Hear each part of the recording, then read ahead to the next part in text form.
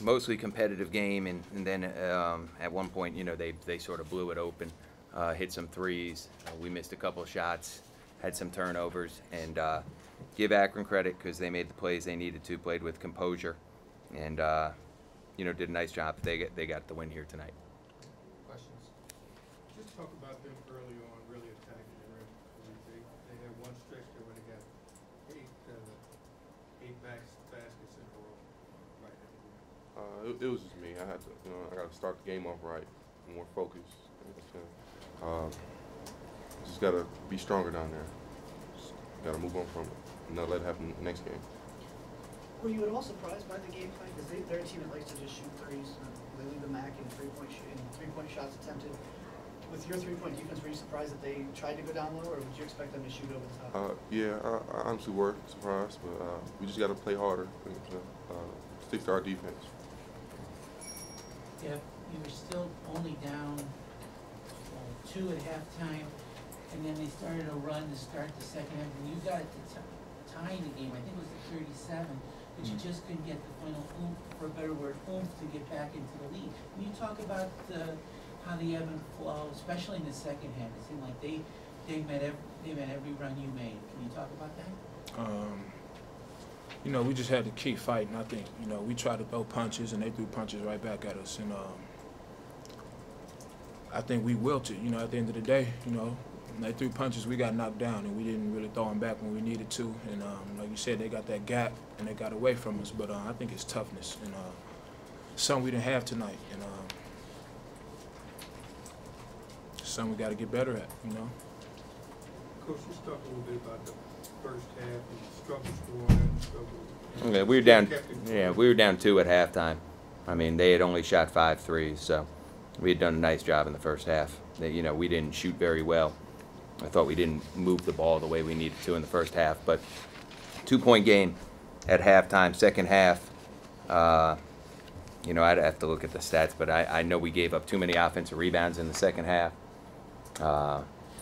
We turned it over too many times in the second half, and gave up too many threes. I mean, that's basically what the game came down to. It seemed like the play that kind of just changed the entire time. Yeah, the missed dunk and then hit that three. Yeah, that one certainly, would have cut it to 5, I think, and then instead it goes to 10. You know what? It happens. Listen, but I agree. That sort of took the wind out of our sails, so to speak. I mean, we were right there, and Kalik tried to. I don't know what he tried to do. He tried to rip the rim down or whatever he tried to do, and it hit off the back iron. And then they ended up with a transition 3. That's a big swing when the game's tight the entire time. That's a big swing. But you know what? I'll go down with Kalik any day. He's a great kid, and you know what? He missed the dunk, and they hit a 3 off it. That certainly sort of was the backbreaker, but that's not the total story of the game. I mean, they had 8 steals, we had 1. My senior guards, 2 assists and 7 turnovers. Their freshman guard had 4 assists and 2 turnovers. I don't know what the backup had. So 4 assists, 3 turnovers. We got to take care of the basketball better. I need those guys. We need those guys to play better for us to win in a tough environment. Now that dunk, and I'm rambling a little bit, that dunk certainly was a backbreaker, but the game isn't just that. Rob, one thing that I was looking for, was there any thought of putting Derek on Robotham, or was it? He was on Robotham. He was? Mm-hmm. He started the game on him. Because I wasn't sure, because I saw No. some switches later on. Yeah, we switched, but he started the game on him. Mm-hmm. You guys settled for a lot of 3-pointers, especially once you guys got down. I don't know. Listen, we're going to shoot some threes because we don't have the best inside player in the league. We're going to shoot some. That's the bottom line. We're going to shoot some. The best inside player in the league has mono right now, and it is what it is. I mean, we do need to go inside more. I don't disagree with you. In fact, I agree with you. But we're going to get the ball inside more now with drives than we are necessarily with post-ups. And tonight when you turn the ball over, I don't want to say we had a ridiculous amount of turnovers, but when your guards have 7 combined, the 2 guys that handle the ball all the time. That's too many. I mean, it's just too many to win it in this environment.